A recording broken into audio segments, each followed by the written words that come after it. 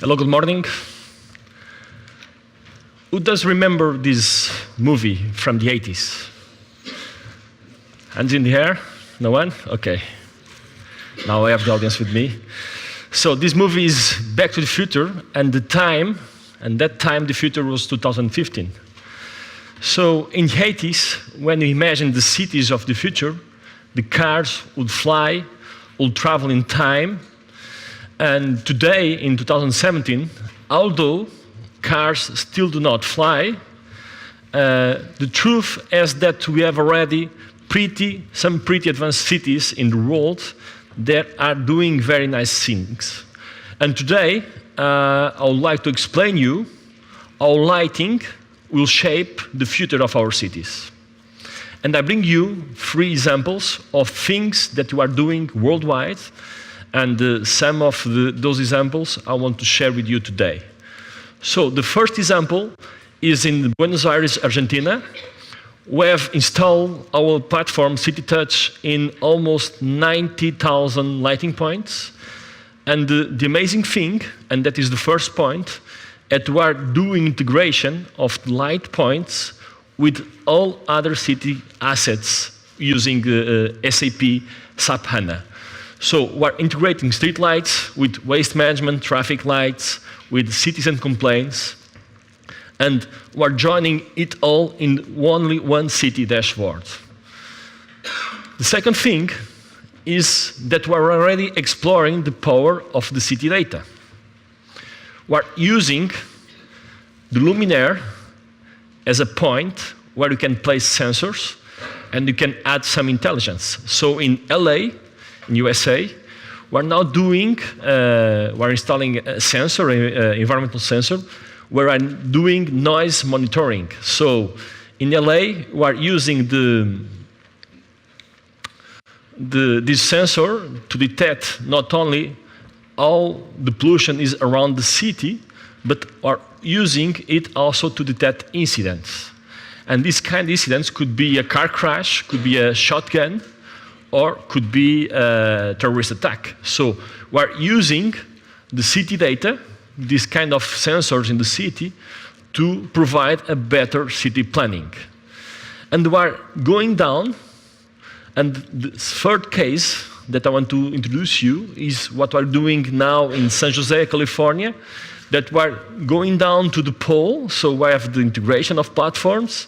Second one is the lighting point. We're adding sensors to the lighting point, and now we're going down to the pole, and we're adding also intelligence to the pole. We're adding 4G LTE antennas inside of the poles to improve the coverage in the city centers. So, besides of it, we can also integrate, we're thinking to integrate also other kind of sensors like meterings and e-mobility chargers in this kind of poles. And the point is, we are doing several things in this kind of assets, but the most important thing is that you must think about what business models you can have behind. And clearly, the key of doing this kind of project is having behind a good business model that can lead some benefits to the cities. My personal experience says to me that all these examples are amazing, but cities are still looking for quick wins. So I'm seeing that here in Europe, in the south of Europe, the sales cycles are longer, so they took between 2, 4, 6 years, and cities still prefer to do small tests and small implementations, and I think that they're not yet ready to a citywide implementation. And the reason why is because we are lack of funding for this kind of projects. Although there is already a lot of interesting structural funds that could help us to speed up this process. We have here in Portugal 2 projects in Porto and Lisbon that are already been funded by Horizon 2020.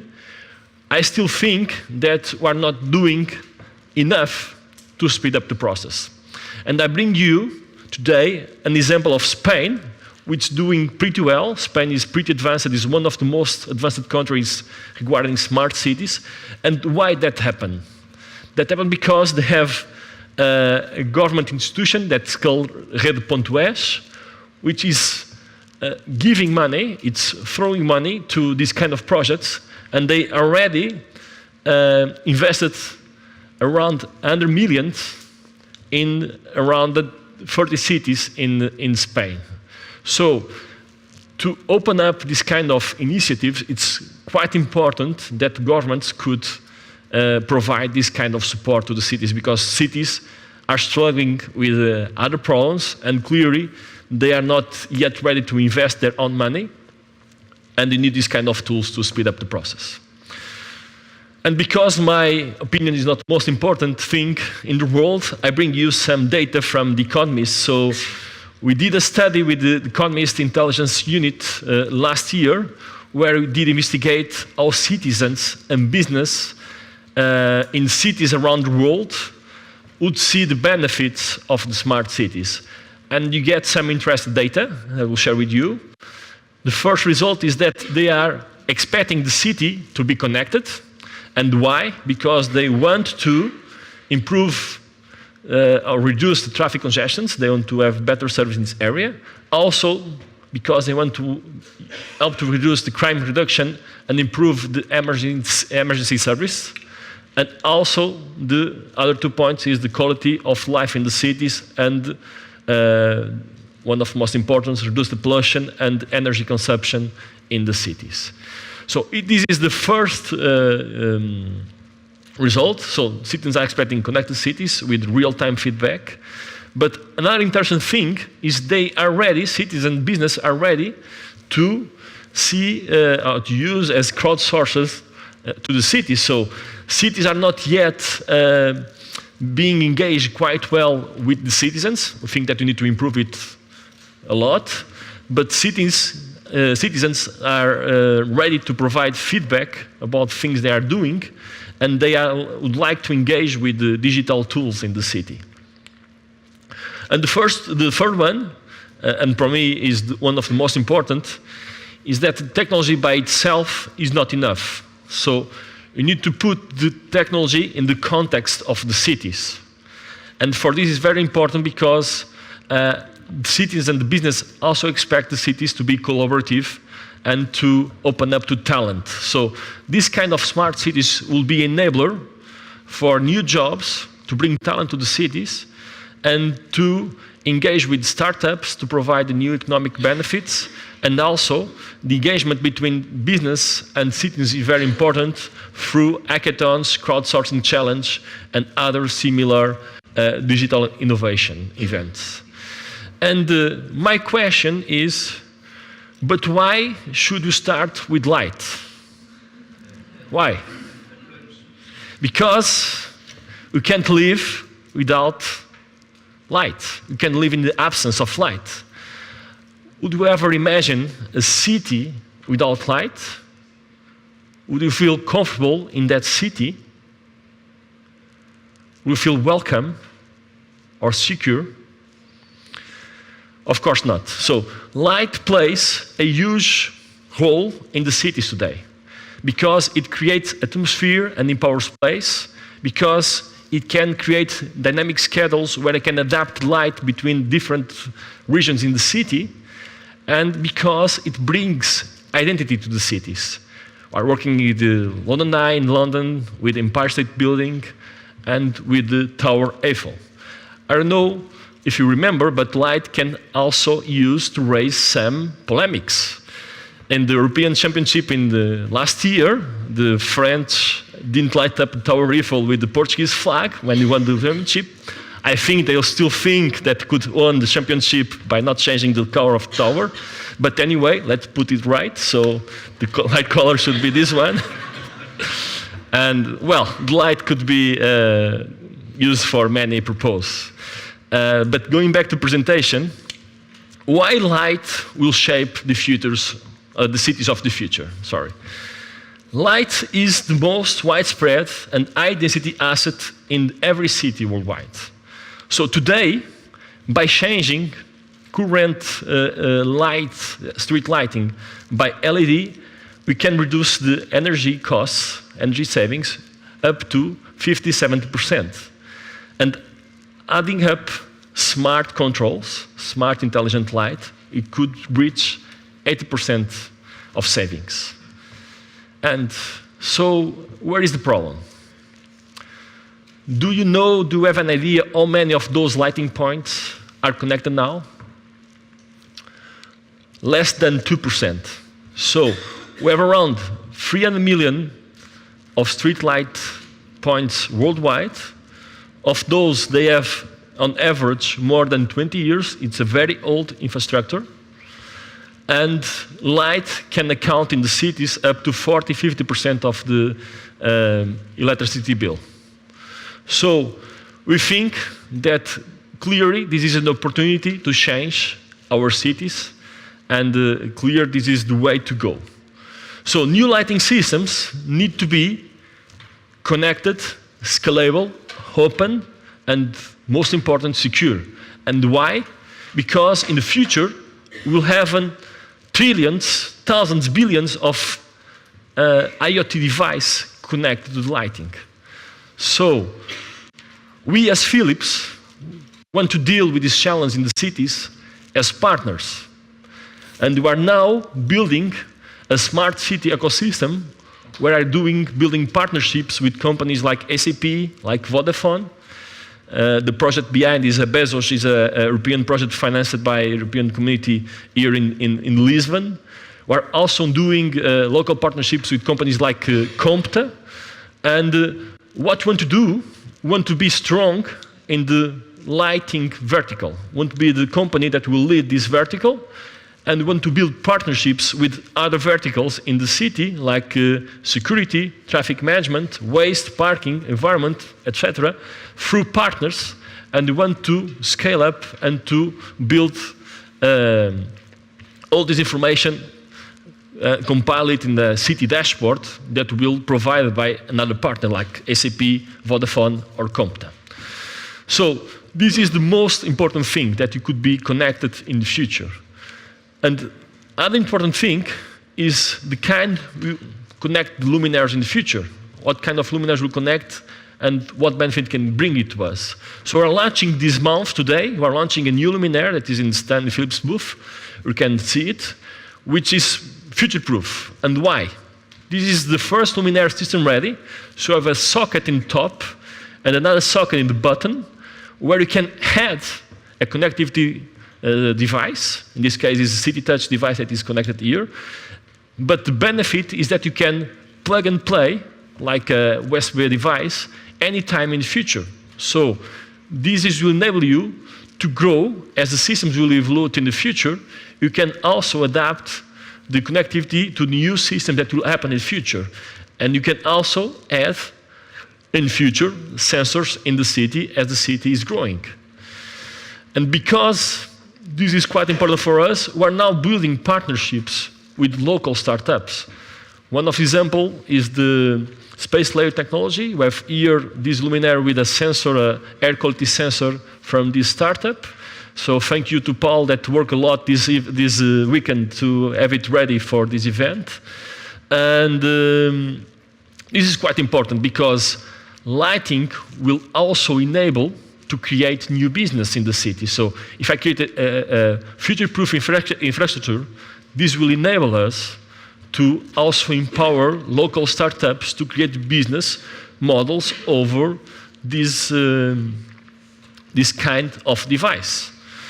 And to end, I want to leave you a simple sentence from Gartner that says that smart lighting is emerging happily. In addition to energy savings, it has the potential to act as enabler infrastructure for IoT. So I think that the future is now, and lighting has the power to change our lives. So thank you.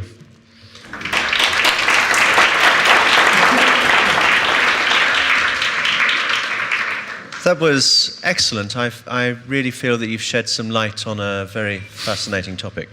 Do we have questions? Yes, we have here, and let's look around the room in case there are going to be other. Do you need a microphone, or can you manage without?